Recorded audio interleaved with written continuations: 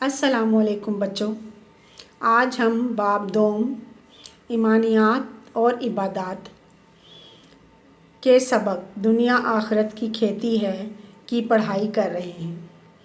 یہ دنیا ہمیشہ نہیں رہے گی بلکہ ایک دن ختم ہو جائے گی۔ ہم اپنی آنکھوں سے انسانوں کو مرتے اور قبروں میں دفن ہوتے ہوئے دیکھتے ہیں، بالکل اسی طرح دنیا، انسان اور دوسری مخلوق ایک دن فنا ہو جائے گی۔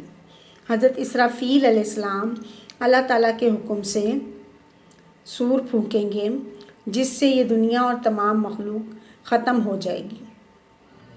پہاڑ روئی کے گالوں کی طرح اڑیں گے۔ اس روز سورج، چاند اور ستارے سب بے نور ہو جائیں گے۔ آخرت کی زندگی اور نامہ اعمال۔ قیامت کے دن تمام انسان اللہ تعالیٰ کے حکم سے دوبارہ زندہ کیے جائیں گے۔ وہ اللہ تعالیٰ کے سامنے اپنے اعمال کا حساب دیں گے۔ انسان جو کچھ اس دنیا میں کر رہا ہے وہ اس کے نامہ اعمال میں لکھا جا رہا ہے۔ انسان کے اعمال کو لکھنے کے لیے اللہ تعالیٰ نے 2 معزز فرشتے مقرر کیے ہوئے ہیں، جنہیں کرامن کاتبین کہا جاتا ہے۔ یہ فرشتے انسان کی نیکیاں اور برائیاں اعمال نامے میں درج کرتے رہتے ہیں۔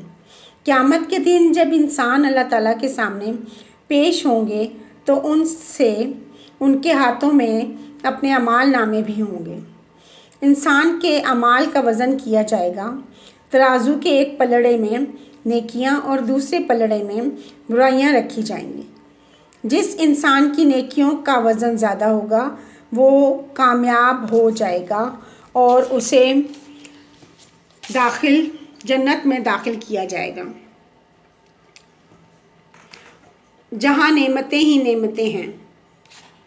جس انسان کی برائیوں کا وزن زیادہ ہوگا وہ دوزخ میں ڈال دیا جائے گا، جو انتہائی تکلیف دہ جگہ ہے۔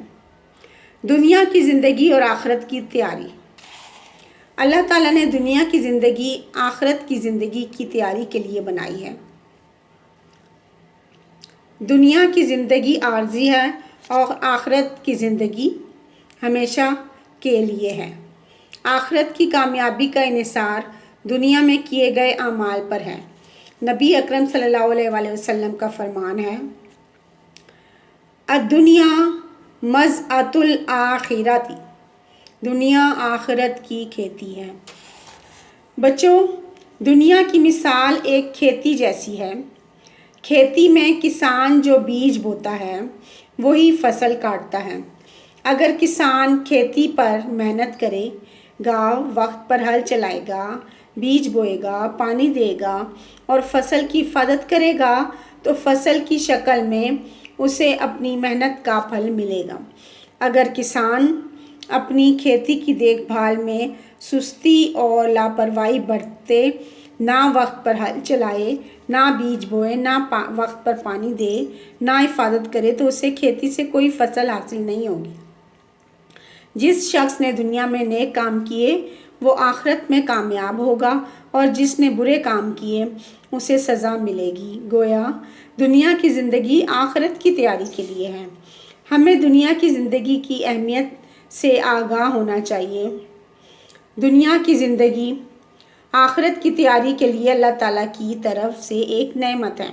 ہمیں چاہیے کہ دنیا کی زندگی میں زیادہ سے زیادہ نیک کام کریں، اپنے وقت کو اچھے کاموں میں صرف کریں، اللہ تعالیٰ اور اس کے رسول حضرت محمد صلی اللہ علیہ وسلم کے بتائے ہوئے طریقے کے مطابق زندگی بسر کریں۔ اس طرح ہم آخرت کی سعادت اور کامیابی حاصل کر سکتے ہیں۔ اب بچوں، آپ نے بھی سبق دنیا آخرت کی کھیتی ہے کی پڑھائی کرنی ہے اور اس کو کسی بڑے کو سنانا ہے۔ شکریہ۔